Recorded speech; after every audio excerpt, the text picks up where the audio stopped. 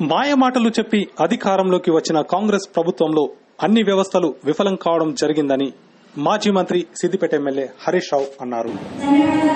కాంగ్రెస్ మార్పుతో ప్రజలకు కష్టాలు షురూ కావడం జరిగిందని ఎద్దేవా చేశారు. సిద్దిపేట జిల్లా దుబ్బాకలో ఎమ్మెల్యే కొత్త ప్రభాకర్ రెడ్డి అధ్యక్షత నిర్వహించిన నియోజకవర్గ స్థాయి స్థానిక సంస్థల ప్రజాప్రతినిధులు, తాజా నామినేటెడ్ ప్రజాప్రతినిధుల ఆత్మీయ సన్మాన సమావేశంలో ఆయన పాల్గొన్నారు. ఈ సందర్భంగా హరీష్ రావు మాట్లాడుతూ, ఎన్నికల్లో మాయమాటలు, బూటకపు హామీలు ఇచ్చి అధికారంలోకి వచ్చిన కాంగ్రెస్ 7 నెలలు గడుస్తున్నా పంచాయతీలకు పైసా ఇవ్వలేదన్నారు. ఖమ్మం జిల్లాలో రైతు ఆత్మహత్య చేసుకోవడం చూస్తుంటే తెలంగాణలో కాంగ్రెస్ పాలనలో రైతుల పరిస్థితులు అద్దం పడుతుందన్నారు. పదవులు శాశ్వతం కావని, ప్రజాసేవలో ప్రతి ఒక్కరు ముందుకు సాగాలని కార్యకర్తలకు ఆయన సూచించారు.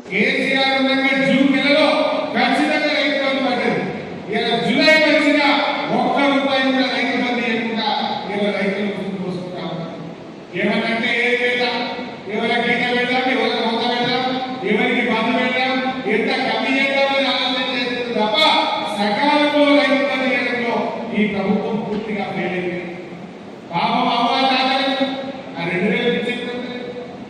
కేసీఆర్ 2000 పెన్షన్ 2000 చేస్తారంటే బరాబర్ 2000 చేసేసింది మన కేసీఆర్.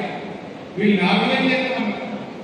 ఇంటికి 2 పింఛన్లు ఇస్తామన్నారు. అమ్మకిస్తాం, తాతకిస్తామన్నారు. ఇంత కొడుకు ఉద్యోగం చేసి